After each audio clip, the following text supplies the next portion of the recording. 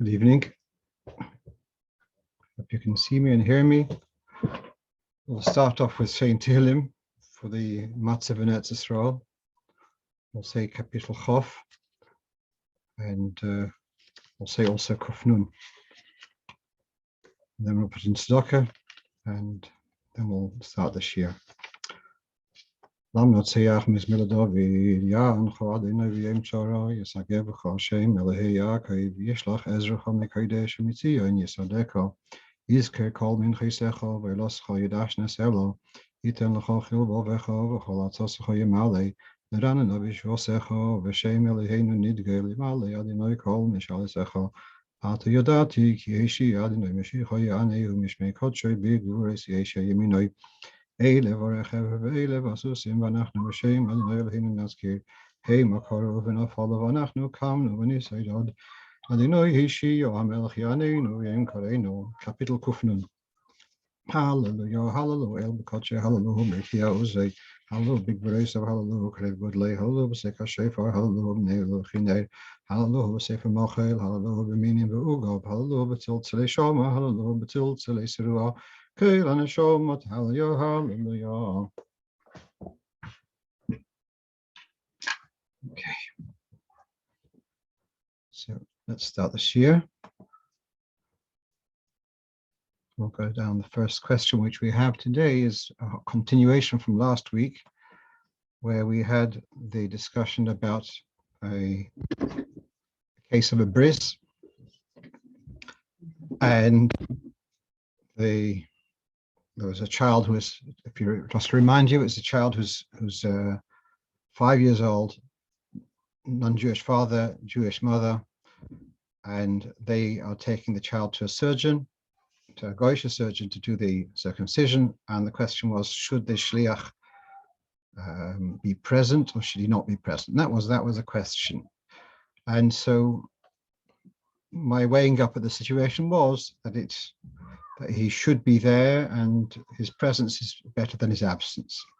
So I got feedback from someone by the name of Reb Mendel Notik, a German, whom I don't know, but he heard the recording, and he took exception to the view which I'd taken, and he gave me a reference to Yahrzeits. Yahrzeits is Tzvi Pesach Frank, who was the Rov of Anash going back some 50, 60 years ago. And his sefer, he has this question, so I'm just reading from the text. I was asked, and where there's no Jewish moil, there's only a goyish doctor, is it appropriate that you should have the goy do the circumcision and the yid is standing and viewing what's going on?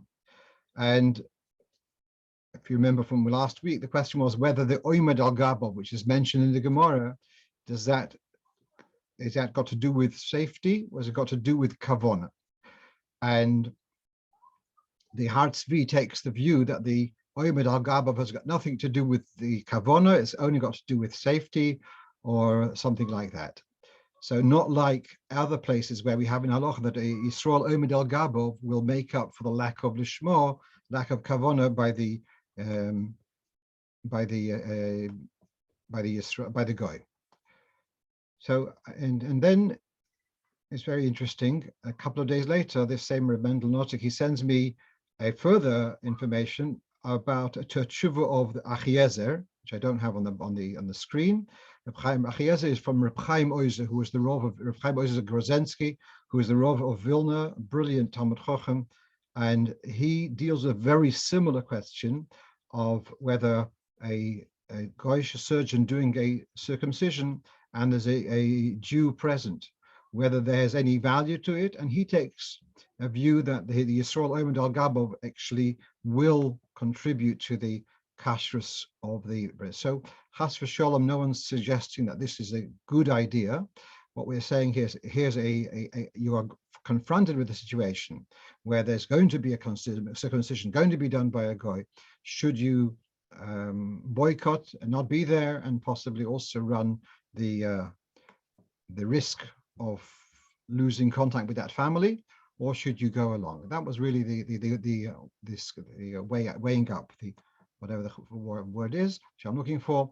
And what I would like to mention is similar context about if a kala refuses to go to mikveh, would one officiate by such a wedding if you know that the kala refuses to go to mikveh? And there is a letter of the Frierdiker Rebbe to, I think I'm pretty sure it's to Chicago. I think it's either to Rabbi Schusterman or to Rabbi Shlomo Zalman Hecht. At any rate, he writes, do not reject them. In other words, when someone comes through your door and you have a contact with them, they've asked you for contact, don't send them away. Do whatever you can to keep that dialogue open. Okay, let's move on to the next question. So here we are. The next question, which I'm dealing with, is he's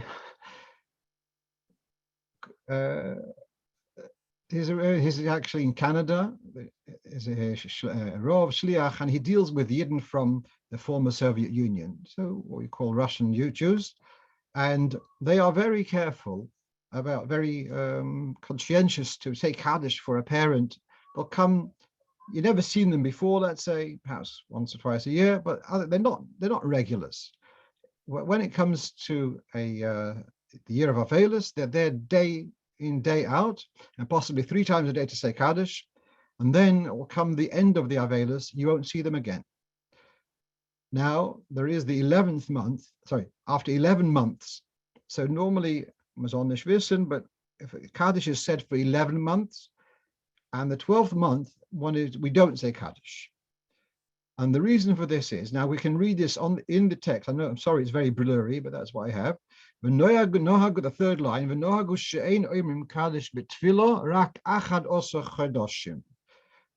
one would do Kaddish would be only for 11 months.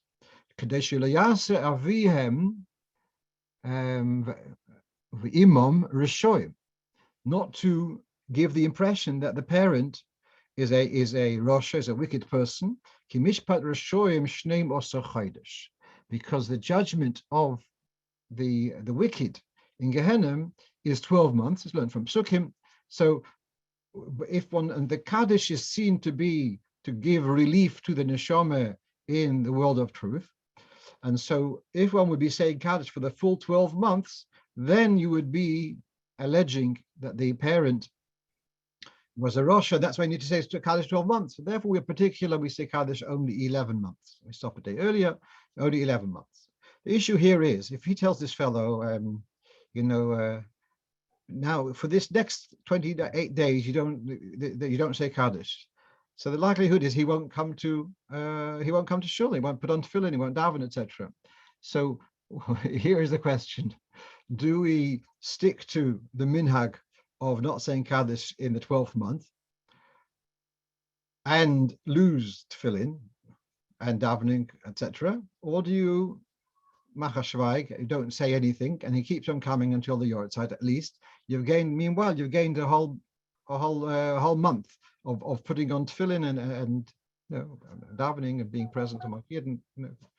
So my response to him was that the minhag is very important, but the mitzvah, the Torah of putting on tefillin every day is certainly much more important, and therefore you shouldn't say anything. There's another aspect of it, there is an aspect that it's written in Meforshim in Noser Kalim that if a person knows that the parent was indeed deserving of the title Rasha, then he should say Kaddish for 12 months. It talks about a case of a mamzer would say Nebuch, a mamzer, he would say Kaddish for 12 months. That's an atonement. So chas v'sholem, to say a blanket statement. These are Yidden who never went through 70 years of communism, and when the previous Sadigera Rebbe, that's about 40 years ago, he went into the Rebbe and they were talking about Russian Jewry, and the Rebbe said, you can jump off a roof, you can't jump onto a roof, even with Mesiras Nefesh.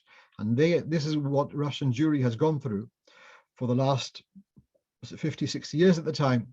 And so we're not chas v'shalom saying that they are Rishoyim, but on the other hand, there's such a lack of knowledge in that community that I don't think there's going to be anyone who's going to say, oh, the fact that you're saying Kaddish for another few weeks means you hold your father as a Rosh.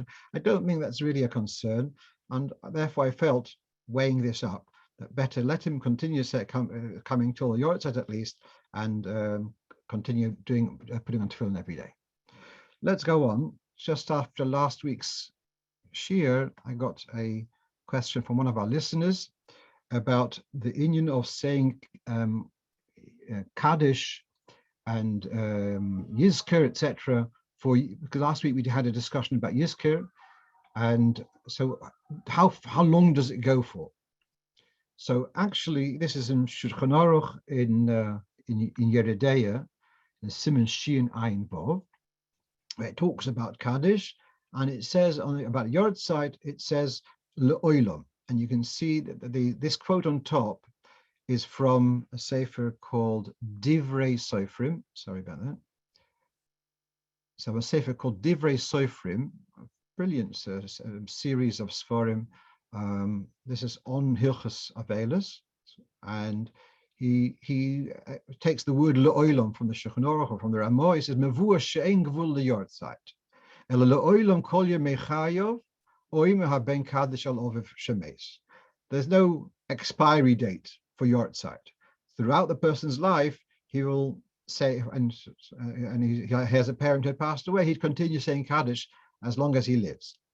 And he quotes a sefer Rav Po'olim, that's from the Ben Ish Chai, it's interesting, he writes the word Yahrzeits, although the Ben Ish Chai is obviously a Sephardi, but it looks like in Baghdad, they would use the word Yahrzeits rather than, I don't know what the Arabic equivalent is. So this says Yom Yahrzeits, Ein lo gvul b'shonim. There's no limit of an expiry date. You don't say, oh, well, by now he's as high as he can come. You don't say that. Even if the son lives 100 years after his parent passed away, he would still say Kaddish, observe Yahrzeits throughout his life on the Yahrzeits. And the idea of Kaddish, candles, tzedakah, learning extra, because, and now he adds, Nefesh Odom, because a person's soul, even though it's departed from Olam Hazeh, and even though it's gone through safely out of the punishments of Gehenna and is now in Gan Eden, it doesn't acquire shleimus. It doesn't acquire perfection in one go. It keeps on going bizmanim chalukim.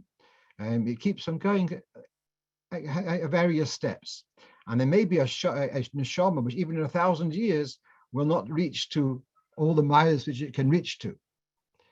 And so he goes on longer, he talks about Rashbi, how we still observe the Yahrzeits of Rashbi, although obviously been so many years since he passed away.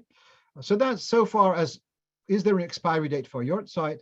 And he's saying very clearly, the Ramos says Liolam, and this Divrei Sofrim is explaining this a little bit more.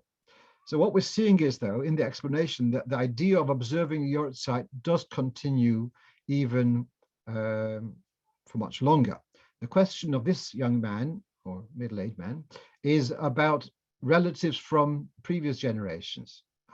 So what about that? So the other quote we have here is, this I think is from Nite Gavriel, I think. Not sure. Yesh noyagin kshemagia Yahrzeits shel zkeinu mitzad ha'av v'mitzad ha'em v'abonu shalem en kaim lo'em en ba'olam nas Yahrzeits. Some would observe if their parent is no longer here and there's a grandparent's Yahrzeits, they would also light a candle and say Kaddish if there's no one. They don't have priority over anyone else, but they would observe a Yahrzeits of a grandparent. So there is a value, particularly I would say, if it's a grandparent who you remember. You had to go back generations. I haven't seen that being done, other than in the case of tzaddikim, etc., rebbes possibly, but overall.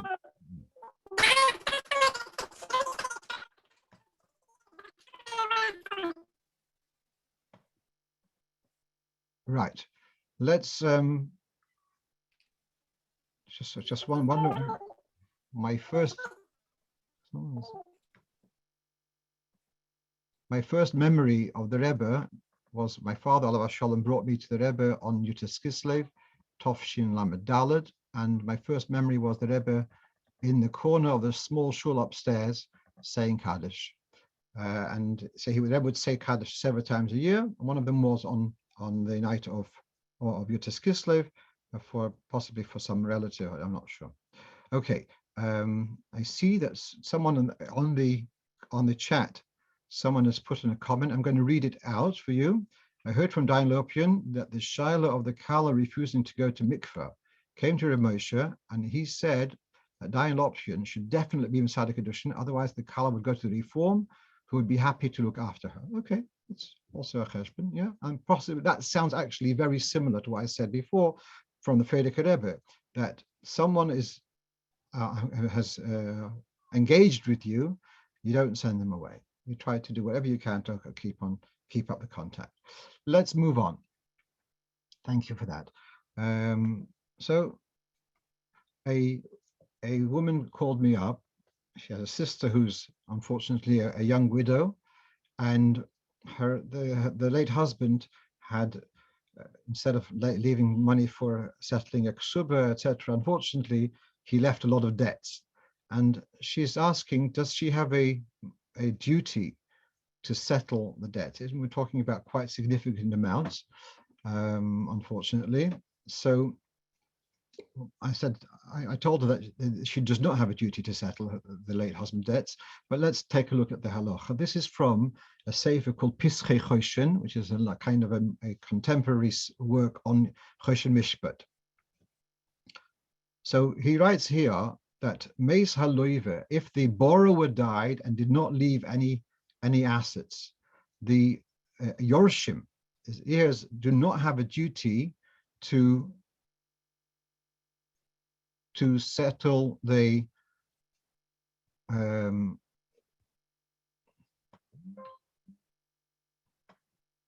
they don't have a duty to settle the debts of the parent. But and then he says, and it is appropriate, but it's not they don't have a duty, but it's advised. And so in the notes, he has here that there's a mitzvah of kibbud av. Now, there's a mitzvah of kibbud av, but if kibbud av costs money, does that come from the child's money or from the parent's money? So the general halacha is that the costs would be from the parent. The child not obliged to fork out money for kibbud av. On that basis, okay, so then since the parent did not leave any money, then the Yorshim, the heirs, are not obliged to settle his debts. Then he goes on, I'm going to the second column. Then he says, but it depends, and this is why I wanted to discuss it. If a person borrows money irresponsibly, then we've got a concept called loy v'rosha v'lo yashal. If a person borrows money irresponsibly, then the fact that he hasn't repaid is wicked. And it would be midas chasidus for the child to redeem the father from the consequences from leaving those debts. So there can be irresponsible borrowing debts. Let's say a person borrowed without having a plan to be able to pay back. And there could be other forms of expenses incurred which you never managed to settle. So that would be a difference. So let's say, in this case particularly, there were medical bills which were left unpaid. I don't know whether you could say a medical bill would be considered a rosha for not paying. That's a difficult question. If a person doesn't have the money to go to a doctor and then incur medical bills, I feel a certain sympathy not to call that person a rosha. And in which case, there wouldn't be a duty on the children to settle that bill. That's all talking about the children, and certainly a widow would not have a duty to settle those bills. But if there had been bad debts and irresponsible borrowing, if she had the money somehow, it would be a schus for that neshama to be relieved of that duty, but it's not a chiyuv, not an obligation upon her at all. Let's move on. Okay, let's move on here. Okay, so here I got this question. Family, they have these children's books, and the rest of the book is, I don't know, just children's books, stories, Yossi and Mendy, whoever, Mimi and Simi, whatever. But at the front page, by the end, beginning of the book, there's the one page, that little posuk, or half a posuk, Layashorim Novos Hilo, in case you're not sure, tells you where it's from. Does that make the book holy? To the point that, let's say the children would otherwise take their book sometimes into the bathroom. What's the story? Does one half a posuk like that make the whole sefer Davar Kaddish? Now, this is relevant to all of us who sometimes buy a Yiddish newspaper, as a Jewish newspaper, and it's got a Dvar Torah here, there, and somewhere. And what about the rest of the paper? Does that have a Kedusha? So what I've got in front of you is from a sefer called Ginzei HaKodesh, and the sefer is all dedicated to the inyonim of what we call shemus, things which need to be put away, to be buried, etc.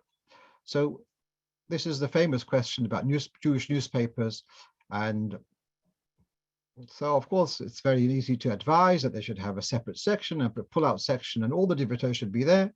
And yes, some of the magazines do have a separation. They have divrei Torah in one section, but that's not always possible and doesn't always happen. So does that make, well, what's the status of the whole newspaper?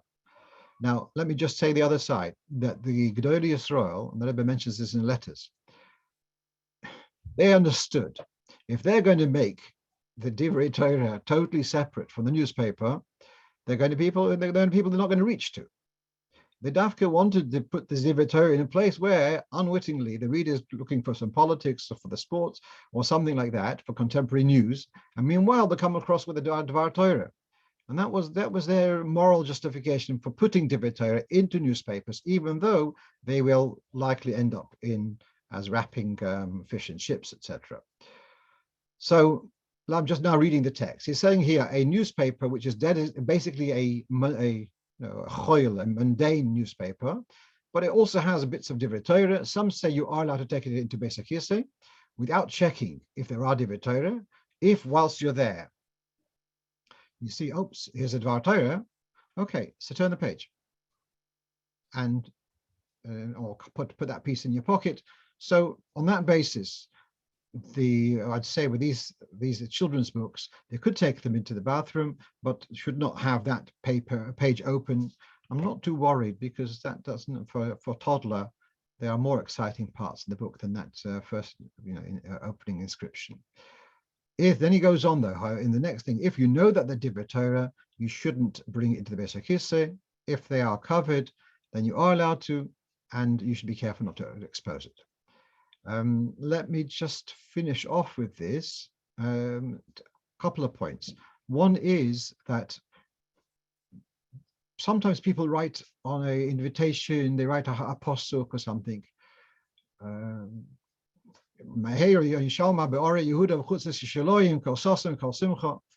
that is a problem. One shouldn't be really writing psukim on things which are going to end up in the bin together with the tea leaves and the chicken bones. It would be a disgrace for the pasuk. And on the other hand, sometimes we use a pasuk not really as a limud Torah. It's a nice expression, so we borrow the expression. So it's not so clear cut whether. But here they actually gave the address where the pasuk is from, which makes it a little bit less comfortable. You can't say it's just a borrowed term. Why did they give the reference? The other thing I want to say is, what do you do with your divrei Torah with the newspapers? So the general advice in contemporary forum is that you could wrap them in a bag and put them out by the recycle, there's an issue here. There's a difference, very important. There's a difference whether it's got actual Yud Kei Vav Kei or Kei Aleph Lamed or Adni, etc. If it's got Mamish Shemus, then it's much stricter. But if it's just Divrei Torah, like you have in the Jewish Tribune this week, I have an article on that it's more than cheesecake. It's all about Shovuos. It's a Dvar Torah. So that kind of thing, it's in the Good Yom Tov section. So, but if it's so even that, it's got no Shemesh there. It's got no Shem Elokim or Shem Havaya, etc. It's just Divrei Torah. So then there's an issue to disgrace it, but it doesn't have to be buried. So therefore, you could take that and wrap it and put it into the recycle, and it doesn't need to be buried. Whereas if it were something which is a Siddur or a Tanya, which has got Hashem's name spelled out, then it would need to go into Geniz, into burial. Okay, let's go on to the next point. Okay, so this is a question from a teacher in France. She asks me, she's teaching. Oh, so not there yet. And this question 6, straining the liquid from a tin of vegetables on Shabbos, pickles, olives, and or corn. So what's the issue here? It's the issue of boirer.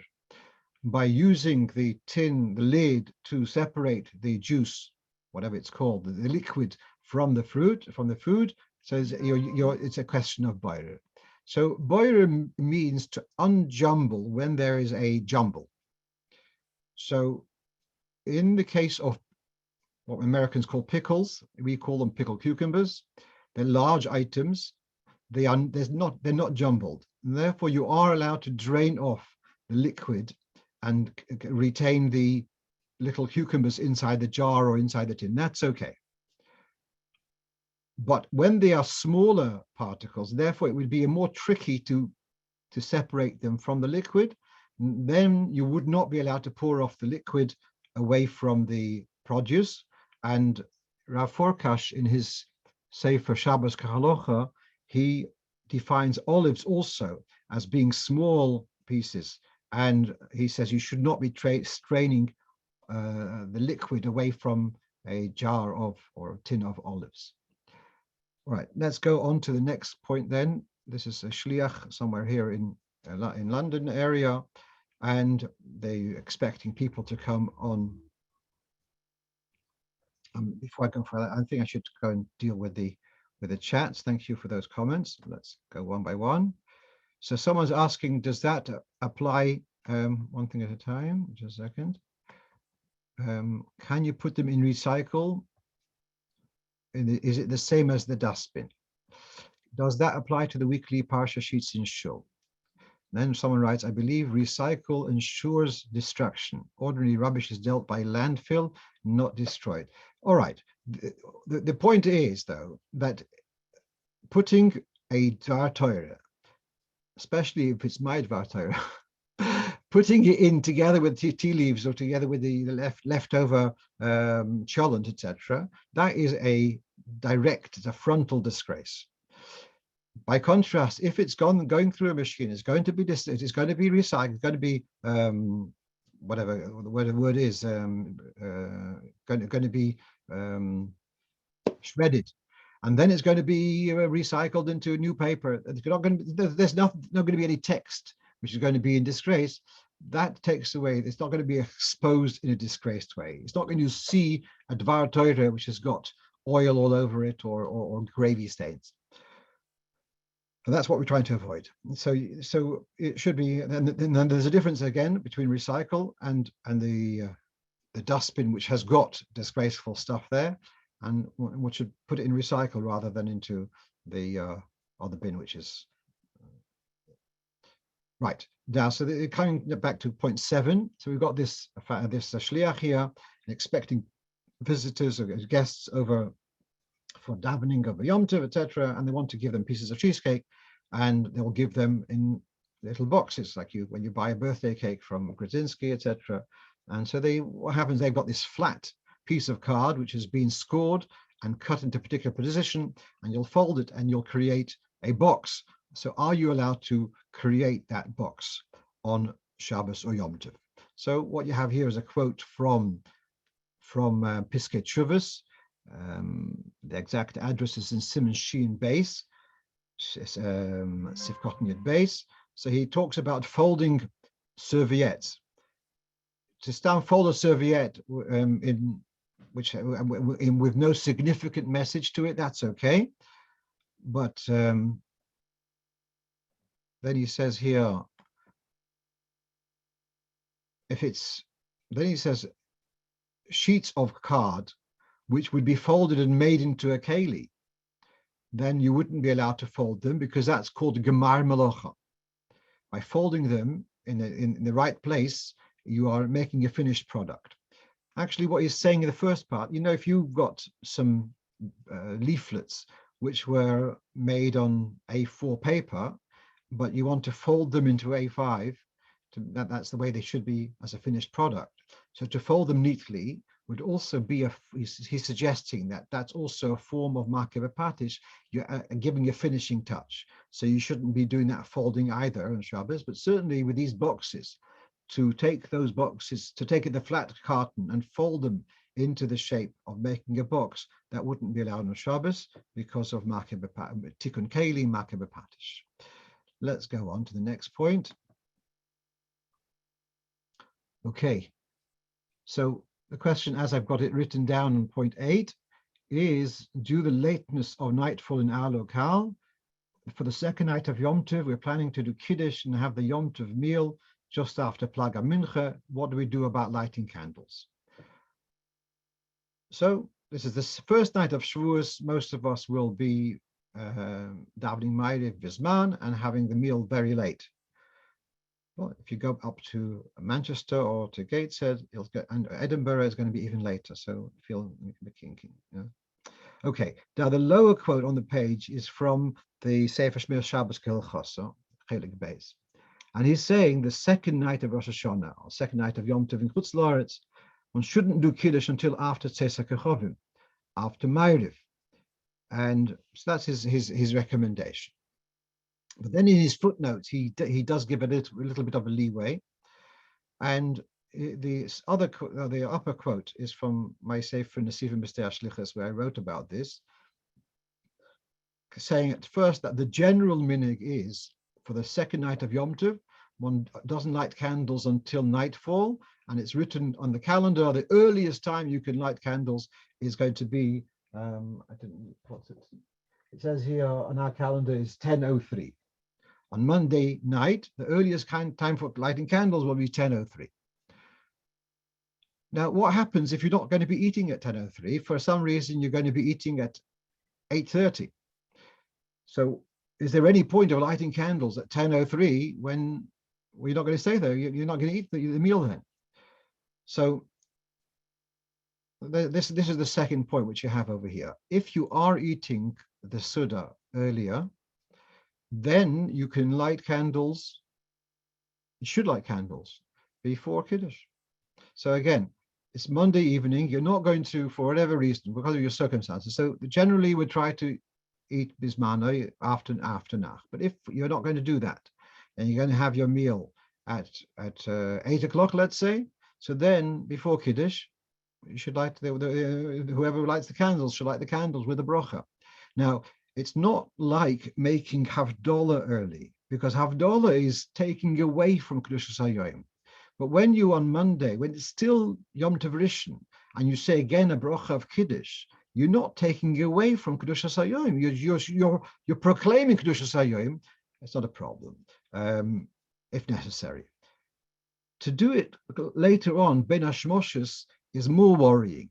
So you'd be very careful not to put up a soup, let's say at 9 o'clock, and it's going to be ready at 10:03, because then you're doing a melacha on Yom Tov Rishon, Yom Tov Sheni, in which that's not allowed.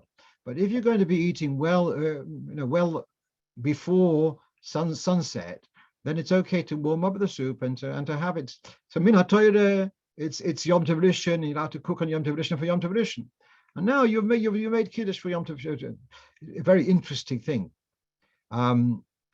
In the Ben Ish Chai's Sefer I mentioned before, the Rav Pa'olim, I think it's there. either a poem or his other Sefer Torah Shmo. So he says, why was he keen with the idea of davening and having the meal earlier on the second night? He says because at sunset there tends to be flies, much more flies present in the atmosphere, and there's more likelihood that you might unwittingly eat a fly which came into the food.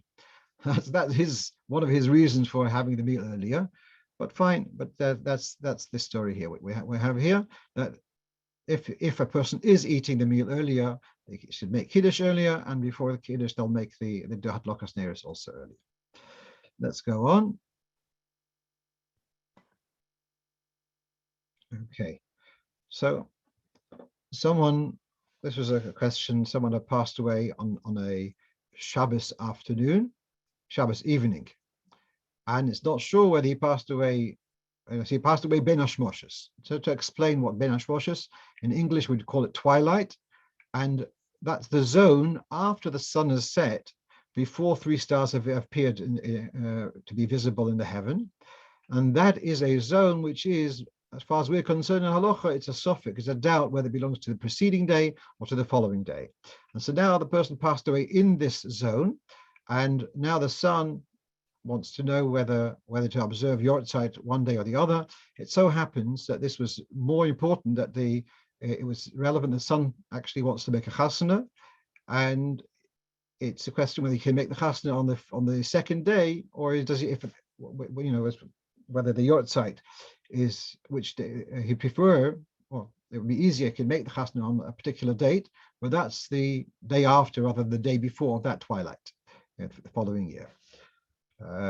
This is in the first year of Avelas. So now here you've got a quote from the Sefer Nita Gavriel, Meis Beben Hashmoshes. So a person passed away during twilight, and let's say it's a Sunday evening, and there's a suffix. We have a doubt whether the person is considered passed away on Sunday or on Monday. So some say you go the earlier date, and some say you go for the second date. Well, so you got your choice. And some say you should observe both days. Now, let me explain something. My take on it has generally been the former, because a Yahrzeits has got another word for it is Yom HaZikaron, perhaps, and it's a day of remembering the nifter. Now, it's better that the day of remembrance should be observed earlier. It shouldn't come a moment and say that the nifter says, oh, they forgot about me.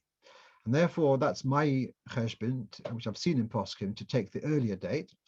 The second svara, which is from the Munkat Shirov, and then Minchas Elazar, he says there is a concept. Let's say Tisha B'av is not brought forward; Tisha B'av is delayed, because the Gemara says Puranuso lo mekadminon. If it's an element of punishment and of suffering, one does not bring it forward. And he's taking the view that a Yahrzeits is seen as a day of ill fortune for the person, for the living, and therefore why bring it forward? Do it later. So we've got here two views, and I'm not sure exactly what is the Dafka the Minhagei Chabad. I don't have a clear clarify. But what happens to be a useful thing is the next point, which he says this happened to be this person passed away on a Shabbos Shalshudas time, right, in the evening between Shabbos and Motzei Shabbos. Now here, there's a strongest way to say that the person passed away on Shabbos. Since that Ben Hashmoshes, there's a halacha of Shmiras Shabbos. So all former Yidden have been keeping that as Shabbos until they've made Havdalah or until they've davened Ma'ariv. So that would kind of relegate it more to the preceding day rather than to the following day. Fine. So these are the svaras which we have over here. Let's move on. So I was inclined to say, obviously, that it's to use the earlier date, which happens to work well for this family who want to make a wedding on the following day, or the day after the Yahrzeits. Okay.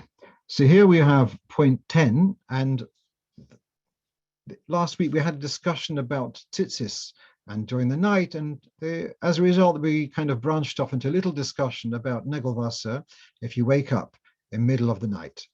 And I got some feedback from one of our listeners from overseas, and so I wanted to address this carefully. So here we have This is in the Ateres Kainim, which is in the margin of the Shulchan Aruch, quoting the Shalom. And the Lashon of the Shalom is, Umiyad keshener mishnosoi, as soon as you wake up, v'yeinu roitze lishon, and you don't wish to sleep. You tell your dog if you wash your hands, even after nisha mushkav, even if you're staying in bed a little longer, certainly you shouldn't walk dal damas. So here we've got those three words. You don't want to continue sleeping, so you've gotten up to stay up. That's when you need to wash negavasa. So that's the diuk which we're working on. And then we've got a Sefer Shul Avram, which is just 2 volumes, Rov of Avram Al-Kalai, Svardish and Malakit, and it goes according to the alphabetical order. So you have Orach Chaim and the letter Nun, so it's probably Netilas Yadayim. So he says it looks like if a person got up in the middle of the night for some need and is going straight back to bed, that you don't have to worry about the Dal Damas business.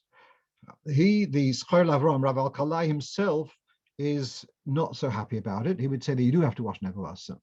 Then we have the Eshel Avram, I mentioned several times, the B'Chocherov, and he also, B'Chocherov was a contemporary of the Mitzvah Rebbe of Tzemach Tzedek, a Talmud of the Makur of the Baditsheva. So he justifies taking the lenient view. If you're just getting up just to go and to deal with nature's call and go straight back to bed, he says you don't need to wash negavasa. And then we have the Koidenova in the Mishmeres Sholem. He's not so keen about it, but he said Godel, you can. And then he says if he takes the view that, okay, if it's the middle of the night and you go back to bed, don't worry about negavasa if necessary. But if you wake up at this time of the year and it's quite light outside, even though you're still going back to bed, he's more inclined that you should have to wash negavasa. So you've got here a variety of opinions, but there is room to be soimich, especially in the middle of the night, that you don't need to wash negavasa. As I said last week, of course, before you go back to bed, you're going to have to say bracha asher yotzar, and therefore you're going to have to wash your hands, but not necessarily with a keli 3 times and all that. Okay.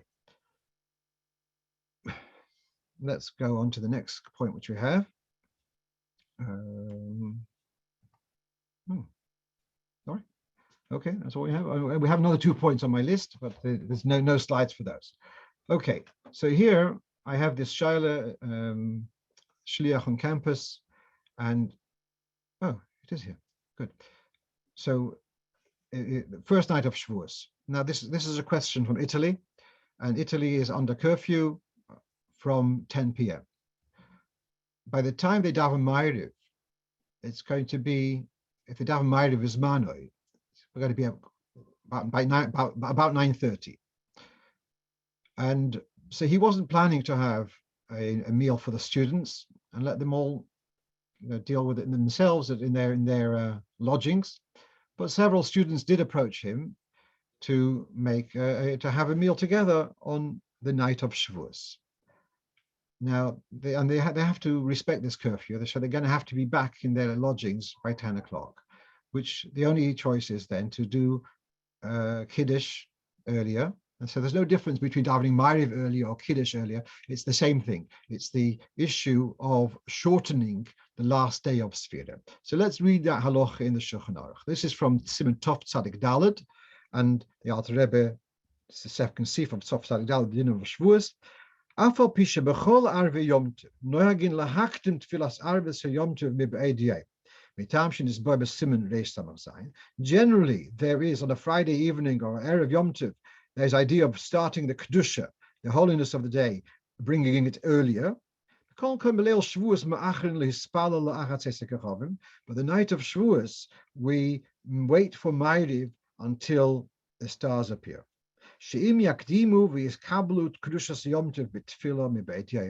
Because if they would accept the Kedushas Yom Tov earlier in the day,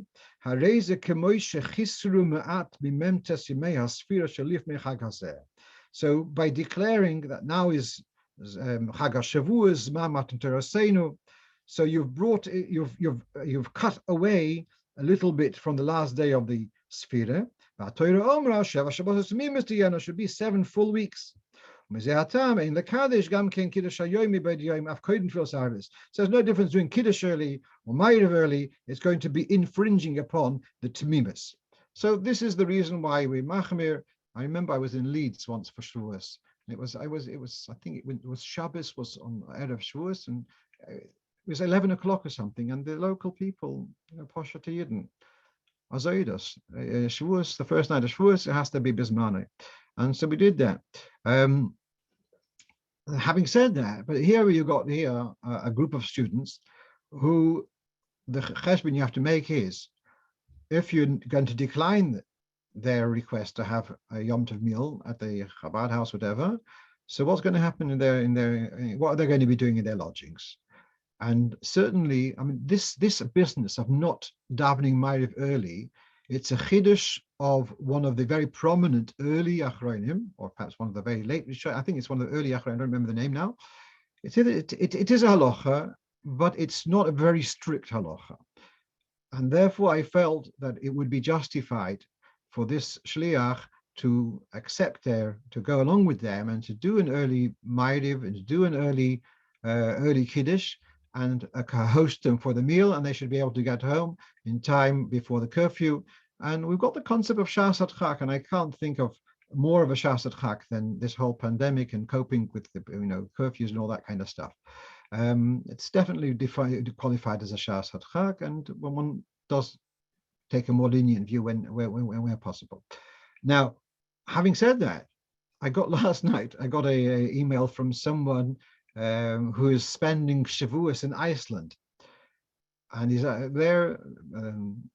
Shkia, sunset, is about 10:30, I think, and Seisak Chavim is 12:37, and Los HaShachar is about 1 o'clock or something, or 1:30. And what should you do? So there, I told them that you should wait for Kiddush, wait for Ma'ariv, and wait for Kiddush until 12:30ish. And then you'll daven Ma'ariv, make Kiddush, have a piece of wash, and have a kabetz of challah, and with this Yahrzeits does Yom Tov. The difference being that there he's on his own. It's not as affecting a tzibur or anyone else. No one's losing other than himself. Yeah, and in any case, it's the night of Shavuos. You're staying up in any case. So that was our discussion. So if it's for ourselves, then we would keep to this halacha of davening Ma'ariv and Kiddush dafke after nightfall. If it's affecting other people and compromising their kiyum mitzvahs, then one should think differently. Finally, we have the last thing on my list is, if there's no minyan, may we take out a Sefer Torah and read Aseres HaDibros. So a Sefer Torah is made for learning Torah. That's what it's made for. And of course, we are very careful about the Kiddush of a Sefer Torah, but it's not a problem to take out a Sefer Torah to read something from it. And so many shluchim are trying to get people to come. And of course, the Rebbe's primary push for Mivtza Aseres HaDibros is that children and adults, obviously, should be present in Shul for Kriyas HaTorah, and here the Aseres HaDibros. But where that's not possible, so people are making minyanim, etc.